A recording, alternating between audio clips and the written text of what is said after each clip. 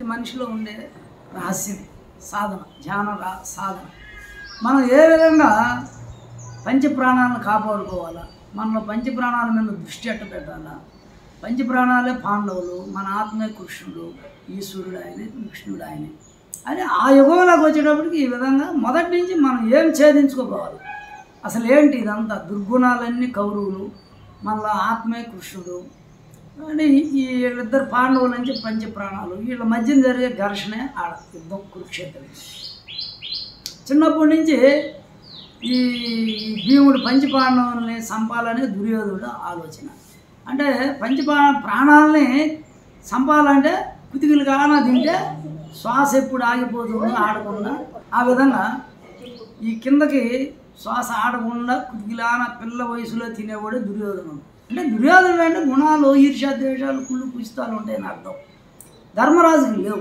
కుళ్ళు కుచితాలు క్షమాగుణం ఉంది ఆయన భార్యని జయద్రథుడు బలాత్కారం చేసినా క్షమించాడు బామ్మర్ది అంత గొప్ప గుణం ధర్మరాజు అయితే వీళ్ళు చిన్నప్పటి నుంచి కూడా ప్రాణాలను చంపడానికి అనేక ప్రయత్నాలు చేసినప్పుడు కూడా మళ్ళీ లక్క ఇల్లు అనేది ఒక ఘట్టం ఈ శరీరం లక్క ఇల్లు ఈ శరీరంలో మాంసం ఉంది దాంతో ఆయిల్ కూడా ఉంది ఆయిల్ ఉంటేనే కాలుతుంది శవం లోపల ఆయిల్ ఉంది కదా బయట ఎట్టుందో ఇప్పుడు పశువుల ఆయిల్ తీసి మనకు అమ్మగల నెయ్యని విజయవాడ అంతా ఆ పక్క అంతా ఉన్నాయి కంపెనీలు ఫ్యాక్టరీలో నెయ్యని అమ్ముతారు పశువుల మాంసంలో ఆయిల్ తీసి అట్లే మన లోపల కొవ్వు ఉంటుంది ఈ కొవ్వే ఆయిల్ ఇదే లక్కిళ్ళు నువ్వు ఆదమరిచి నిద్రపోతే లక్కింట్లో తగలబడిపోతావు అంటే నేను గుంట్లైనా బూడ్చి పెడతారో లేదా కట్టెల మీద అయినా కాల్చేస్తారు ఆ లక్కిళ్ళు తగలబడద్ది దాన్ని తప్పించుకునే దానికి మార్గం ఏంటి అంటే కన్నం వేయమన్నారు కన్నం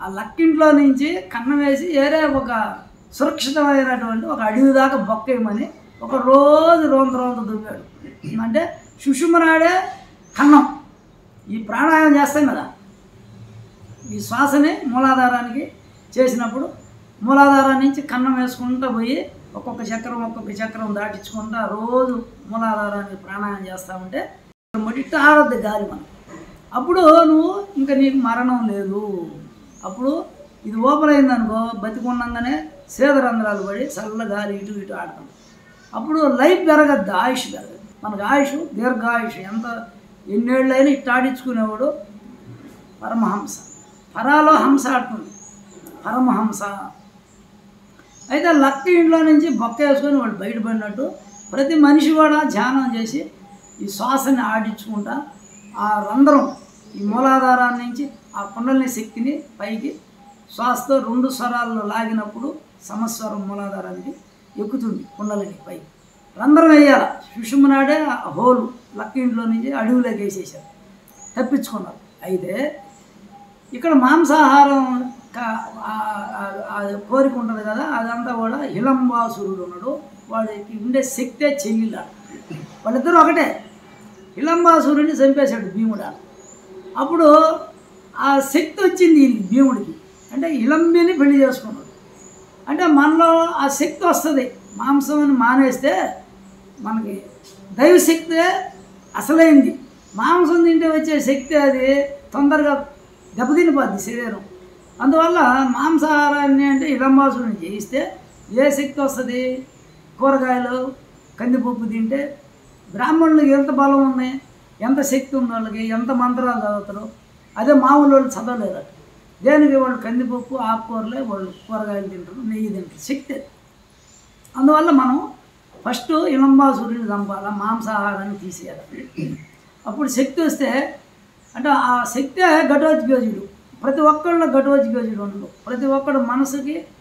మాంసాహారం కోరిక ఇలంబాసుడు అది మారేసిన వాళ్ళు వచ్చే శక్తి హిలంబి అప్పుడు నీకు ఘటోద్యోజుడు లోపల పవర్ ఉంటుంది వాడు పాండవుల పక్క ఉంటాడు అంటే ఈ పంచప్రాణాలు మనం ప్రాణాయామం చేసినప్పుడు మనకి ఆ ఘటోద్యోజుడు ఉండే శక్తి సామర్థ్యం మనకు ఉంటుంది తర్వాత ఏం చేసాడు ఆడ నుంచి తిండిపోతుతనం తగ్గించుకోవాలంటే ఊరు బయట బకాసురుడు ఉన్నాడు వాడు రోజు బండి ఎద్దులు అన్నము ఇంత సాంబారు పెద్ద దబర్లకి బండి దున్నపోతులు కట్టి ఊరు బయటికి రావాలి బకాసురుడు ఊరు బయట ఉంటాడు ఊరు బయట శ్మశానంలో బకాసురుడు ఉంటాడు ప్రతి ఊరికి బకాసురుడు ప్రతి ఒక్కరూ తిండి తిని ఇది పొట్ట పెంచుకొని ఈ అపాన వాయువు, ఇది వాయువు వ్యాన వాయువు ఏదో ఉత్పత్తి అవుతుంది బాగా, అంటే పొట్ట ఇది ఉబ్బేది సమాన వాయువు, ధనంజయ వాయువు శరీరం అంతా వ్యాపించింది.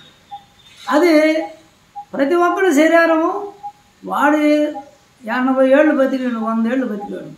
ఒక రాశి మనం తిన్న అన్నం అంతా రోజు 1/4 కేజీ బియ్యం పోసి వండినా మనం ఎన్నేళ్ళు తింటాం అదంతా లెక్క వేస్తే బండి అన్నము, ఇంత పెద్ద సాంబారు, ఎద్దులెవరు ఈ శ్వాస దున్నపోతులు లాక్కుపోయి ఈ బండే అది.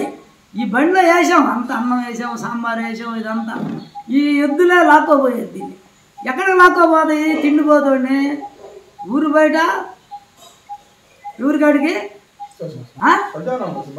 బకాసురుడి కాడికి పోతాడు. ప్రతి ఒక్కడు పోయేవాడు ఊరికి, ఆడుంటాడు బకాసురుడు రెడీగా.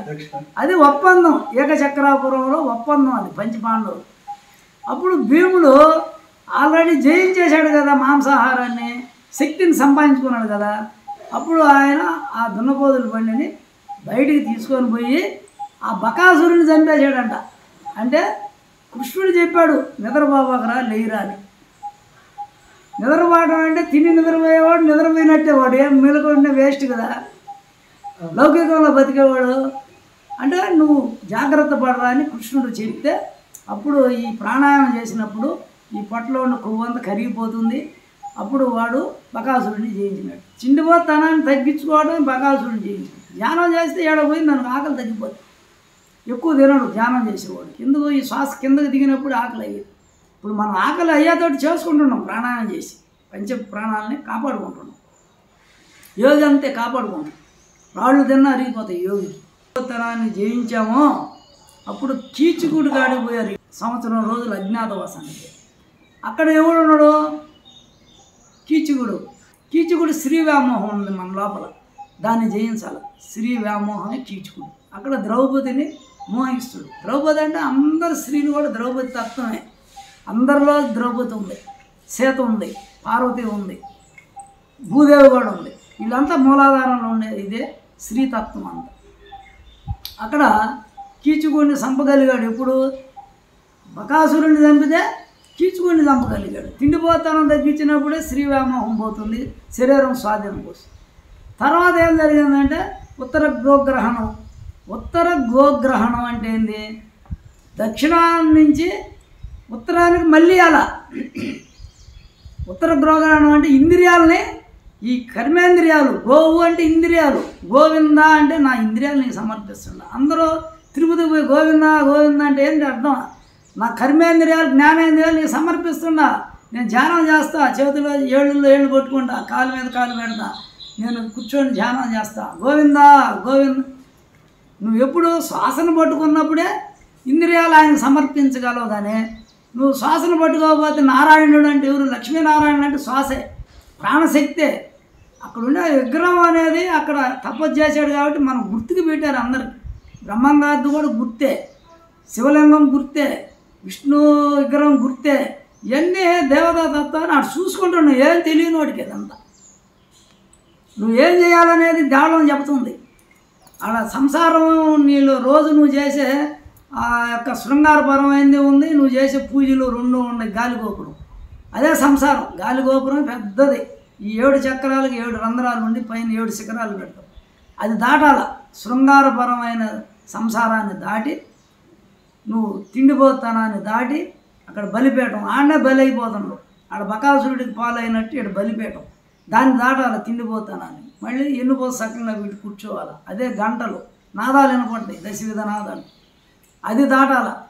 దాటినప్పుడు గర్భగుడి శివాలయం, ఆ ఈశ్వరుడి నీ ఆత్మ, ఇదే గర్భగుడి తల.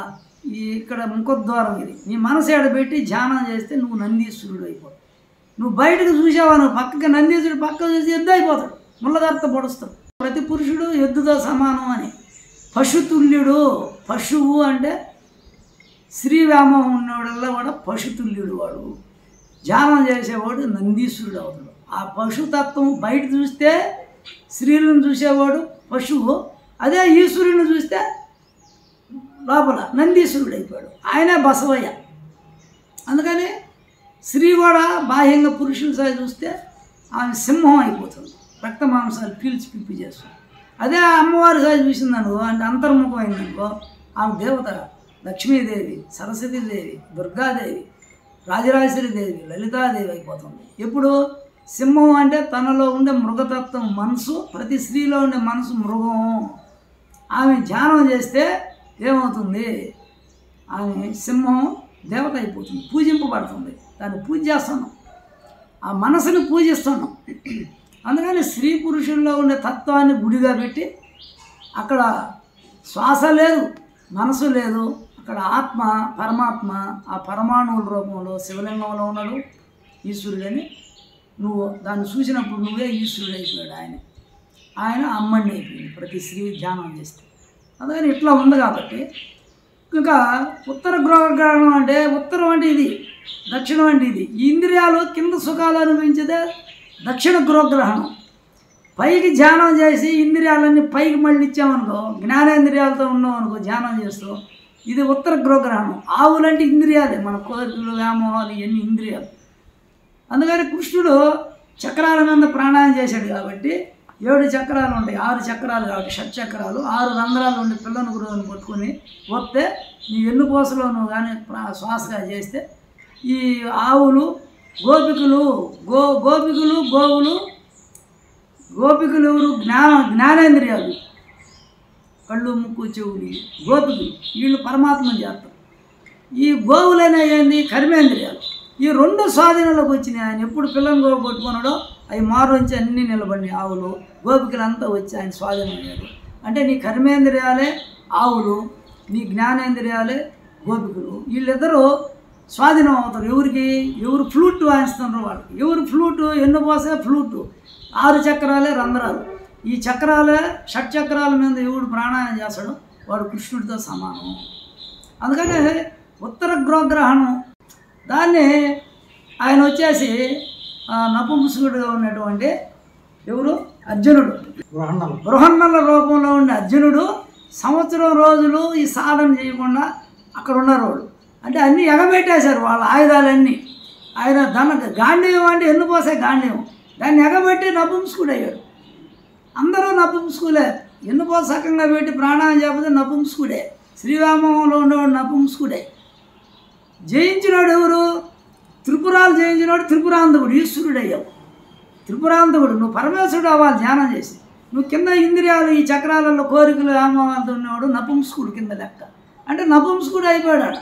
అందుకని వాళ్ళు ఆడ కీచుకుడు కాడ చేరాడు. శ్రీరామ ఉండేవాడు కాడ చేరారు వాళ్ళు పోయి. అంటే మనలో ఉంది గుణం, కీచుకుడు గుణం నీలో ఉంది. వాళ్ళ విరాట్ రాజు రాజ్యంలో ఎవడు కీచుకుడు ఉన్నాడు. వీళ్ళు ఆడ చేరారు 5 మంది. అంటే ఇంద్రియాల్లో లత్వంకి పోయారు, వీళ్ళు ఫెయిల్ అయిపోయారు. ఆయన బృహన్నలు అయిపోయాడు, ఆయన శక్తి లేదు. ఎప్పుడు గాంధీవం దింపి ఉత్తర గృహానికి రావాల్సి వచ్చిందో అప్పుడు గాంధీవాన్ని ఎప్పుడు ఇట్లా పట్టుకునిండో అప్పుడు పురుషత్వం వచ్చేసింది. ఆయన పౌరుషం అంతా ఆయన అర్జునుడిగా మారిపోయాడు. గాంధీవాన్ని పట్టుకుంటే ఎవడు ధ్యానం ఎన్నుకోసకంగా పెట్టి చేస్తాడో వాడు అర్జునుడే. ఈ గోవుల ఇంద్రియాలను పైకి మళ్ళించుకుంటాడు ఉత్తరానికి. అంటే మనసుని ఉత్తరం మళ్ళించాలా. ధ్యానం, జపం, మంత్రాలు, స్తోత్రాలు ఇవన్నీ ఉత్తరం తీసుకోపోతాయి. ప్రతి స్తోత్రం నిన్ను ఉత్తరాన్ని తీసుకుపోద్ది. పూజ తక్కువ కాదు, జపం తక్కువ కాదు, ధ్యానం తక్కువ కాదు, పురాణ ప్రవచనం. నువ్వు దాన్ని దేవతల గురించి ఆలోచన చేసినప్పుడు మనసు పైకి వెళ్ళిపోద్ది. నువ్వు ఆడున్నట్టే, శివలింగం కాడుంటే నువ్వు ఉత్తరానికి పోయినట్టే, విష్ణువు కాడికి పోయినా పైకి పోయినట్టే ఉత్తరం. అందుకని ఉత్తర గృహగ్రహణం జరగాల.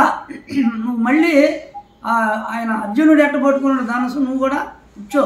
ఇప్పుడు దాకా ఇంద్రియలోలత్వంలో నువ్వు సుఖాలు అనుభవించావు, వదిలి నువ్వు కూర్చో. గాంధీవాన్ని పట్టుకో, ఎన్నుపోస చక్కగా పెట్టడమే నువ్వు గాంధీవాన్ని పట్టుకో. అప్పుడు ఉత్తర గృహణం అనేది నాకు మళ్ళీ ఏం జరిగింది, కురుక్షేత్ర యుద్ధం జరిగింది. మళ్ళీ జరాసంధుడిని చంపాడు. మళ్ళీ జరాసంధుడు అంటే ఈ శ్వాస 2.5 గంట ఆడుతుంది, ఈ ఒప్పిట్ట పోతుంది బయటికి. ఈ శ్వాస 2.5 గంట ఆడుతుంది, మళ్ళీ ఇది ఆడుతుంది. అంటే చీల్చేస్తున్నావు నువ్వు. జరాసంధుడిని భీముడు చీల్చేస్తే మళ్ళీ ఏమవుతుంది, అతుక్కుంటావు. ఈ ఒప్పుని ఇట్టయిరా అన్నాడు, ఇటు పీల్చిందాన్ని అట్టయిరా అన్నాడు. ఈ 2 ఒప్పులు ఆపోజిట్లు వేస్తే ఏమైంది, ఇంకా శ్వాస ఆగిపోతుందని అర్థం. అంటే అనులోమ వినులోమ ప్రాణాయామం చేస్తే నువ్వు వాడిని జయించినట్టు. ఎవరిని, జరాసంధుడు. ఇది విడివిడిగా ఆడితే నువ్వు జరాసంధుడివే. ఎన్నేళ్ళు ముసలోడు అయిందాక నడవలేని వయసు. ఈ భీముడు కూడా వస్తానే యుద్ధం ప్రారంభించాడు. యుద్ధం ప్రారంభించిన పక్కన గురువు దైవం కృష్ణుడు ఉన్నా కదా.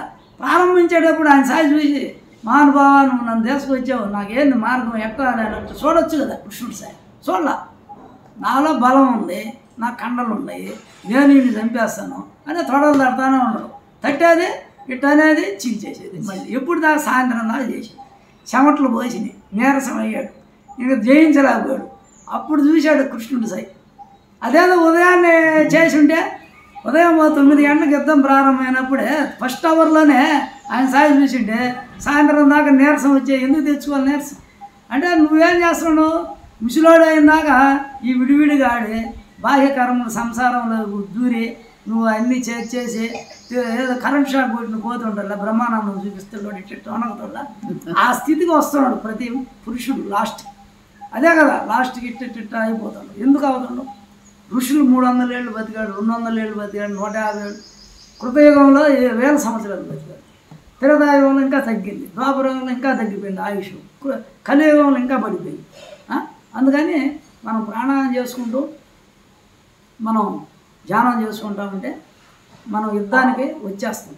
తర్వాత వీళ్ళని కూడా తర్వాత వాడు ఒకడు వస్తాడు, ఈ ముచ్చుకుందుడిని యుద్ధం చేసి దేవరాక్షసులు ఆయన రెస్ట్ తీసుకుంటా ఉంటాడు. అప్పుడు ఈ యొక్క కాలయవనుడు అనే ఒక రాక్షసుని పంపిస్తాడు. ముందే కాలయవనుడు అంటే శ్వాసే, దీన్ని జయించాలి. ధ్యానం చేస్తూ ముచ్చుకుందుడు యుద్ధం చేసినప్పుడు ఇంద్రుడు దేవతలు గెలుస్తారు. అప్పుడు ఆ కాలంలో అప్పుడు ఆయన ఎన్నో యుగాల కింద దేవతలు రాక్షసులు యుద్ధం చేసేవాడు డైరెక్ట్ రాజు. అప్పుడు ఆ ముచ్చుకుందుడు అనే శివభక్తుడు రాజు ఆయన తపస్సులో యోగ నిద్ర అడుగుతాడు. నేను అలసిపోయినానయా, యోగ నిద్ర కాదని.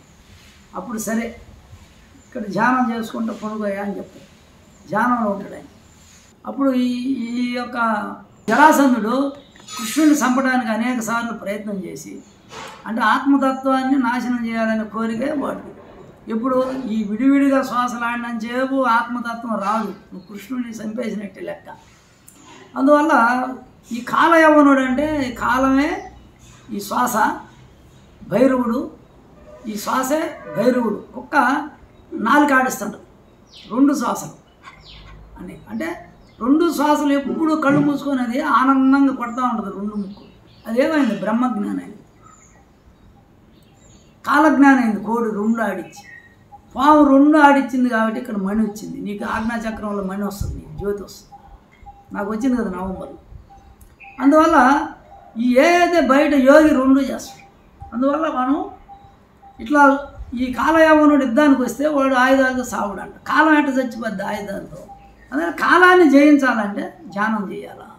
నీకు గంటలు తెలియదు, రోజులు తెలియదు, నిమిషాలు తెలియదు. కాలాన్ని జయించాలంటే ఆజ్ఞాచక్రంలో పెట్టి ధ్యానం చేయాలి. అప్పుడు కృష్ణుడిని జయించడానికి వస్తే కృష్ణుడు బయటికి రాజ్యంలో నుంచి బయటికి పరిగెస్తాడు. కొండల్లో గుహల్లో పరిగెత్తి పోతూ ఉంటే ఈ ఎంటబడతాడు కాలయవనం కృష్ణుడిని చంపడానికి. అప్పుడు ఈ కాలయవనుడు అంటే కాలాన్ని జయించగలగాలి మనం. అందుకని ముచ్చుకుందుడు ఉండే గుహలేకపోతాడు. పోయి ఆడు దుప్పట కప్పుకొని ఆ ముచ్చుకుందుడు ధ్యానంలో ఉంటాడు. ఆ జ్యోతి స్వరూపాన్ని చూస్తా ఆయన జ్యోతిగా మారిపోయి ఉంటాడు. ఈయన పక్కన దాముకుంటాడు కృష్ణుడు. ఈడే కాలయవనుడు వచ్చి కృష్ణుడు మాయగాడు, మంత్రాలు తంత్రాలు ఉన్నాయి, మాయగాడు, చాలా జాగ్రత్త, ఆయన జయించలేమని చెప్పి పంపిస్తాడు. ఎవరు? జరాసంధుడు. అక్కడ దూరి ఈ కృష్ణుడే దుప్పటి కప్పుకోండి కాలుతో తంతానే ఆయన ఆ యోగ నిద్రలోంచి లేచి ఇట్టు చూస్తానే ఆ కళ్ళల్లోంచి అగ్ని వచ్చి వాడు బూడిదైపోతుంది. అంటే కాలాన్ని ఎవరు చేయిస్తాడో తపస్సు చేసే ముచ్చుకుందుడే కాలయవనుని చంపేశాడు. అంటే కాలాన్ని జయించాలంటే తపస్సు చేయాలి. ఆ తపస్సు చేసేవాడు కాలాన్ని జయిస్తాడు. ఎన్నేళ్ళు అయింది తెలియదు. అందుకని 1000 సంవత్సరాలు బతికారంటే అర్థం ఏంది? వాళ్ళు తపస్సులో ఉన్నప్పుడు ఎన్నేళ్ళు జరిగిందో వాళ్ళకి తెలియదు. ఇక్కడ అమరావతి కాడ ఒక బ్రాహ్మణుడు ఎప్పుడు ఆయన ధ్యానంలో ఉంటాడు, లంబికాయోగం చేస్తాడు. ఎప్పుడు 4 పైన పెట్టి శ్వాసని పైకి ఆడిస్తూ ఉన్నాడు. అట్లా ఆడిస్తూ ఉంటే వాళ్ళ భార్య వచ్చి ఏమే అన్నం పెట్టాను, అయ్యా రసం పెడుతున్నాను, ఒక రోజు తాగు తిరగమాత వేసి పెడతాను కూర్చొని. ఈయన మళ్ళీ ఆ టైం కూడా వేస్ట్ కాకుండా అంటే అంత పట్టుదలతో చేస్తుండే ఆయన, టైం వేస్ట్ కాకుండా పెట్టాటానికి అది సెట్ అయిపోయింది. సెట్ అయిపోయింది ఇక ఈయన ఇదే ఏంది జీవ సమాధి అయిపోయినట్టు అయిపోయాడు. ఇంకా శ్వాస పైన ఆడుతుంది, ఇంకా ఆగిపోయింది, శ్వాస ఆగిపోయింది, పైన ఆడుతుంది. ఇది సెట్ అయిపోయింది. లంబికా యోగంలో కుదిరిపోయి అమృతోట ఇంకా కారుతా ఉంది లోపల. తెలియకపోతే ఈయన అట్లే పెట్టి అట్లా వదిలేశారు. ఈయన ఎన్ని యుగాలు గడిచిపోయిందో ఒక అమరావతి కట్టేటప్పుడు రాళ్ళు నెట్టుకొని వస్తూ ఉంటే ఆ నదిలో కొన్ని రాళ్ళు దొరిలిస్తారంట భూమి లోపల. ఆడ ఈయన సమాధి అయిపోయిండు, రాయి కూడా అయిపోయింది. ఈయన రాయిలో పెట్టి సమాధి చేసేసారు, కింద పోయిన రాయి. అది అంతా ఈయన రాయి లోపలికి వెళ్ళిపోయాడు.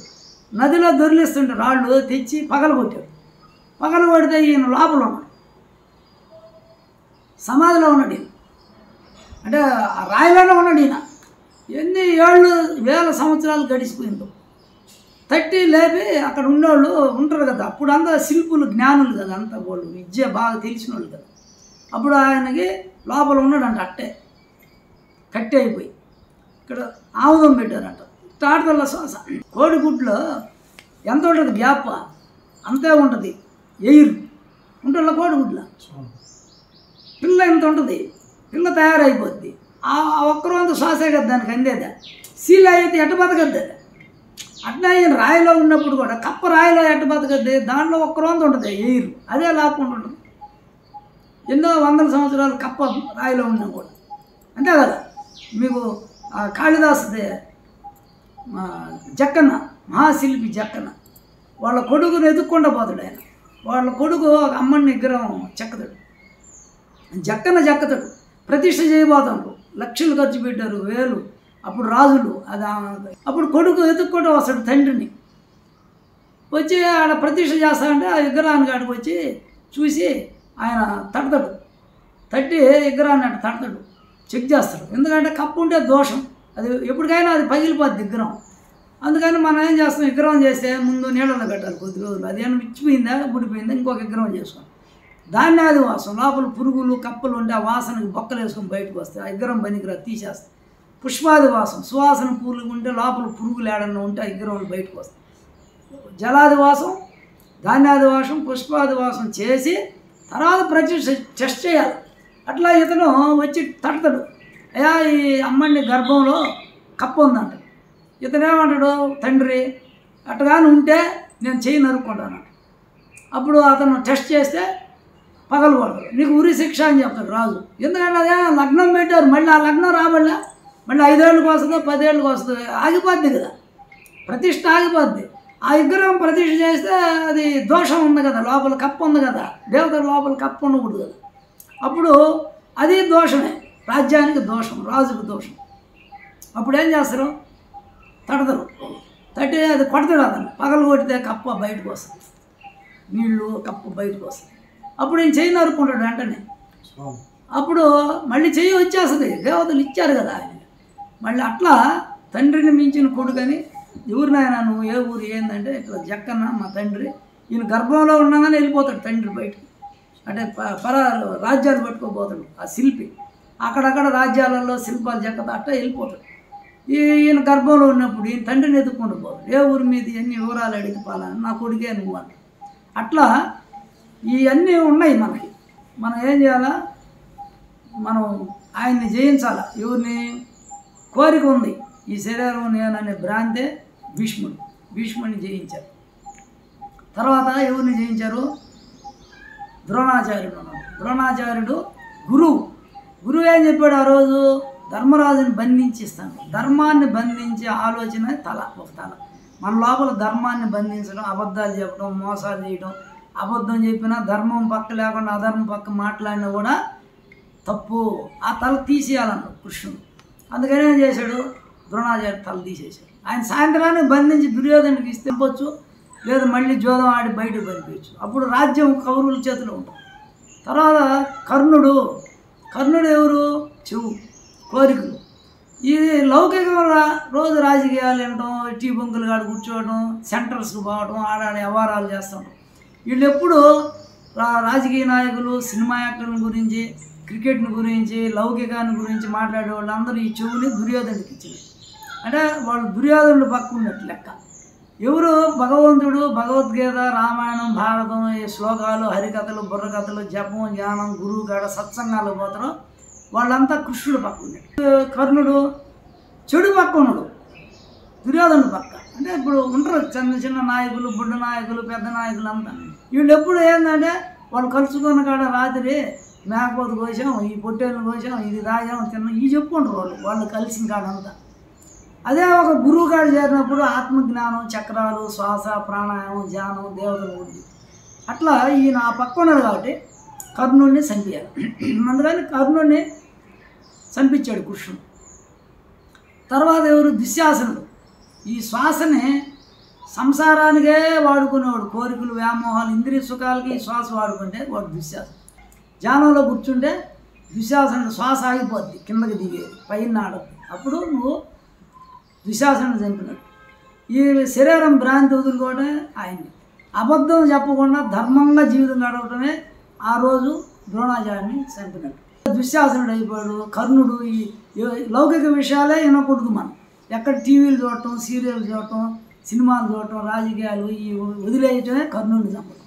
మాంసాహారం మానేసావు, తిండిపోతనం మానేసావు, శ్రీవ్యామోహాన్ని మానేసావు, శరీర భ్రాంతిని వదిలేసావు, అమృతోడవరద్దలు అనుకున్నావు, శరీర భ్రాంతి. అప్పుడు ఆయన్ని కూడా ఇంద్రియాలు ఉత్తరానికి మళ్ళీ ఇచ్చావు, ఇంద్రియాలు ధ్యానంలో లాక్ చేసి కూర్చున్నావు, 7 చేతుల్లో పెట్టి గోగ్రహణం చేసావు. ఉత్తర గృహగ్రహణం ధ్యానమే ఉత్తర గృహగ్రహణం. కళ్ళు మూసుకోవటం, ఇంద్రియాలన్నీ క్లోజ్ చేసుకోవటం, కర్మేంద్రియాలు క్లోజ్ చేయటమే ఉత్తర గృహగ్రహణం. తర్వాత భ్రాంతి శరీర వ్యామోహం వదలటమే ఆయన భీష్ముడిని చంపేశాడు. తర్వాత ఈ శ్వాస ఆగిపోవటమే దుశ్శాసనుని చంపడం.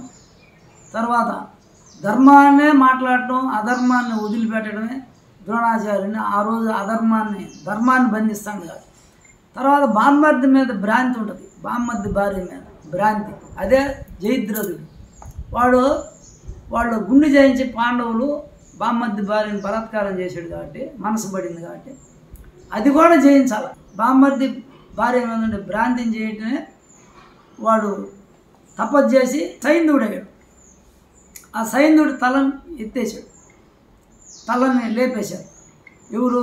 కృష్ణుడి సహాయంతోనే. దానికి అంత టెక్నిక్ కృష్ణుడే చెప్తాడు అన్నిటికీ.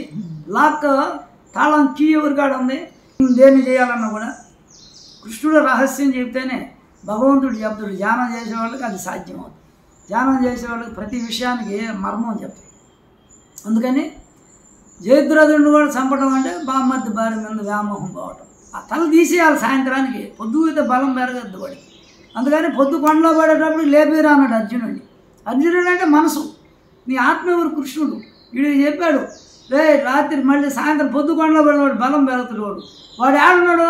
కౌరవుల మధ్యలో నక్కున్నాడు వాడు. పొగులంతా పొగులు ఉన్నది వీడికి. రాత్రి పండుకున్నాడు బామ్మర్ది భార్య గుర్తుకోసం, వ్యామోహం వాడు. అది వాడిని హింస పెడతాం. అందుకని తల తీసేయరా అన్నాడు. మనసే జయించాలి కోరికల్ని. అప్పుడు నీకు ఆటోమేటిక్గా వాడు తల తీసేసాడు. వాడు పైకి రావడం, మళ్ళీ సూర్యుడు రావడం, అదిగో సూర్యుడు, అదిగో వాడు సైంధవుడు అని అంటే తల లేపేస్తాడు. అట్లా మళ్ళీ ఇంకేముంటుంది మిగిలింది? నువ్వు ధ్యానం చేస్తున్న తొడల్లో బలం ఉంటుంది. మనం ధ్యానం చేసినప్పుడు లాక్ పడిపోద్ది. 2 కాళ్ళు వేసి కూర్చున్నప్పుడు పద్మాసనం. అప్పుడు ఈ తొడల్లో బలం ఉన్నా కూడా లాక్ పడింది కాబట్టి దుర్యోధనుని చంపినట్టు. అప్పుడు పంచ ప్రాణాలే మిగులుతాయి, శ్వాసే. నువ్వు కిందకి పైకి శ్వాసను గమనించుకుంటూ ప్రాణాయామం చేస్తూ ఉంటే ఇంక వీళ్ళందరూ కురుక్షేత్ర యుద్ధం అయిపోయినట్టే. ఎవరు ప్రాణాయామం చేస్తుంటారు కిందకి? ఉత్తర దక్షిణ సంసేవిత. పైకి కిందకి శ్వాస ఆడిస్తుంటే 2 స్వరాలు. వాడే యోగి, వాడే రాజరాజేశ్వరి, వాడే త్రిపుర సుందరి, వాడే పరమేశ్వరుడు. 3 ఆడిచ్చేవాడు కూడా. త్రిపురాలను ఆడిచ్చేది ఎవరు? త్రిమూర్తిని ఆడిచ్చేవాడు ఎవరు? పరమేశ్వరుడు. అదే నువ్వు 7 నుంచి ఆడిస్తావు కిందకి. కింద నుంచి పైకి పోతాడు. డిగ్రీ చదువుతాడు, డిగ్రీ బీఈడి చదువుతాడు, ఎంఎస్ చదువుతాడు, పైకి పోతాడు. పైకి పోయిన దాకా స్టూడెంటే వాడు. పైకి పోయిన దాకా స్టూడెంటే కదా, చదువుకుంటూ పోతాడు. బీఈడి అయినాక ఎక్కడ రావాలి? మళ్ళీ ఎలిమెంటరీ స్కూల్కి రావాలి, హై స్కూల్కి రావాలి, జూనియర్ కాలేజ్. అప్పుడేంటి? నువ్వు ఆ నేర్చుకున్న విద్యని చెప్పాలంటే నువ్వు దక్షిణానికి మళ్ళితే మనసు కిందకి ప్రాణాయామం చేస్తే దక్షిణామూర్తి అవుతావు. పరమేశ్వరుడే దక్షిణామూర్తి అయ్యాడు. అప్పుడు శిష్యులు వస్తారు. ఆడు 4 శిష్యులు, వాళ్ళు ఎవరు? సనకన సందరాలు. చూడు, ఆయన లోపల ఉండే దుర్గుణం, రాక్షసుడు. ఆ దుర్గుణాలు అన్నీ కలిపితే వాడు ఆయన ఎప్పుడు శ్వాసను పట్టుకొని అంతర్ముఖుడైండో చూడు, కళ్ళు తెరుచుకున్నా లోపల శ్వాసను గమనిస్తుంది. దక్షిణామూర్తి తపస్సులో వాళ్ళిద్దరు ఎవరు? జయ విజయులు మాత్రం ఉన్నారు. ఆయన కాడిద్దరు నిలబడి ఉన్నారు, ఫంక్షన్లో ఉన్నారు. ఈ జయ విజయులు ఇద్దరు అంటే విష్ణుగాండ వాళ్ళే వాళ్ళు కూడా. ఇదిగో రాజరాజేశ్వరి గారు వీళ్ళిద్దరే, వాళ్ళిద్దరు ఆ ఉండే నిలబడి ఉండేవాళ్ళు చేతులు పైకి పెట్టి, వీళ్ళు ఇసనగారులు పెట్టారు, చేతులు పైకి పెట్టున్నారు. అంటే ఉచ్ఛ్వాస ఉత్తరం దక్షిణం శ్వాస ఆడిటు ఇది. వీళ్ళు పైకి కిందకి ఆడిస్తే వీళ్ళు వచ్చారు 5 మంది. నువ్వు పైన కూర్చుంది రాజరాజేశ్వరిగా. ఇప్పుడు ఏమైనా త్రిపుర సుందరామని చెప్తున్నావు, కిందకి దింపుకుంటే వీళ్ళు ఉత్పత్తి అవుతారు. శ్వాస ఎప్పుడు చక్రాల మీద 2 స్వరాలు పోయినాయో వీళ్ళిద్దరే శ్వాస. ఎడం ముక్కు ఎందుకు? బ్రహ్మ భార్య ఎవరు? సరస్వతి, మన మనసు. కుడిపక్క సూర్యస్వరం. సూర్యస్వరం జ్ఞానం ఉంటేనే డబ్బులు వస్తాయి. గరికపాటి ఆయన నరసింహస్వామికి ఆయన వేద పండితుడు కాబట్టి ఆయన చెప్పిన దానికి అందరికీ ఆయన డబ్బులు ఇస్తున్నారు, ₹1,00,000 ప్రోగ్రామ్. అంటే ఇక్కడేమో జ్ఞానం వస్తే డబ్బు వస్తుంది, ఇక్కడేమో బుద్ధి. అంటే ఈ చంద్రస్వరం వల్ల ఇది. అందువల్ల చంద్రస్వరంలో ఏముందంటే శుక్రాచార్యుడు, ఆయన శివభక్తుడు, యజ్ఞాలు పూజలు శుక్రాచార్యుడు. మళ్ళీ రాక్షసులుగా మద్దతు ఇస్తాడు, తాగుబోతులు తిరిగిపోతుంది. అందుకని 2 గుణాలు ఉన్నాయి ఈ శ్వాసలు. దీంట్లో అవి లేవు. బృహస్పతి ఈయన ఎప్పుడు దేవతల పక్కే ఉంటాడు. 2 కలిపితే ఇది ఫెయిల్ అయిపోద్ది. అంటే చంద్రస్వరం ఫెయిల్ అయిపోయి ఈ సూర్యస్వరం 2 కలిపినప్పుడు అరుణకాంతి వస్తే శుక్రాచార్యుడు లేడు. అరుణకాంతి పొందాలి. అంటే ధ్యానం చేసి తపస్సు చేస్తే ఇట్టు పోతాం. ఇంక కళ్ళు తెరిచేది ఇలా గంగ వచ్చేసింది, అమృతోట. ఇది అంగిట్లో బొట్లు పడితే ఈ రూటు పో. నా సంసారం కావాలా, నేను సంసారంలో ఉంటూ నేను మళ్ళీ రాజయోగంలో ఉంటానంటే ఇది దీనికి కావాలి. రాజయోగమే రాజేశ్వరి రాజేయటం. ఈ 2 యాడ్ చేస్తుంటే రాజేస్తాం. లోపల అగ్ని పెరిగిపోద్ది. అగ్ని పెరిగితేనే ఈశ్వరత్వం వస్తుంది. నువ్వెవరు? ఈశ్వరుడు. నీ లోపల ఉండేది ఈశ్వరుడు. నువ్వు శరీరం కాదు. ఇది విష్ణు లక్ష్మీనారాయణ శరీరం, మాయ ప్రాణశక్తి. దీన్ని తొక్కి జీవుణ్ణి తగ్గించి దేవుణ్ణి పెంచుకోవడమే 2 స్వరాలు ఆడి. అయితే సూర్యతత్వం పెరిగింది అనుకో, చంద్రతత్వం డౌన్ అవ్వాలి. అప్పుడు ఉదయం పూట ఎట్లుంటుందో అట్లా ఉంటుంది. ఇంక రాత్రిలో పొగుళ్ళే. సాయంత్రం ఎట్లుంటుంది అట్లా ఉంటుంది. 2 కలిపినప్పుడు ఉదయం కలుస్తుండే సూర్యచంద్రుడు, సాయంత్రం కలుస్తుండే సూర్యుడు చంద్రుడు కలుస్తాడు. సాయంత్రం ఉదయం చంద్రుడిని సూర్యుడు కలుస్తుంది. సూర్యుడు వచ్చి పడతానే చంద్రుడు డ్రై అయిపోతాడు ఉదయం. సాయంత్రం జలం వచ్చి అగ్నిలో పడితే అగ్ని ఆరిపోతుంది. నువ్వు కింద మంట పెడితే ఏమైపోతే నీళ్ళు ఆవిరైపోతాయి. అట్లా ఆవిరైపోతుంది ఉదయం. సాయంత్రం ఎట్లా ఉంది? అగ్ని మండుతుండేటప్పుడు ఒక బిందె నీళ్ళు పోస్తే ఆరిపోయినట్టు సాయంత్రం. 2 సంధ్యా టైం 2. అందుకని మనం ఈ 2 మనం పైకి కిందకి చేసామనుకో, ఈ చంద్రుడు తత్వం పెరగద్ది పైకి చేస్తే. సాయంత్రం ఉదయము డ్రై అయిపోద్ది చంద్రుడు, అగ్ని పెరగద్ది మూలాధారం. ప్రాణాయామం చేస్తే అట్లా ఉంది. ఓం శాంతి, ఓం శాంతి, ఓం నమస్తే.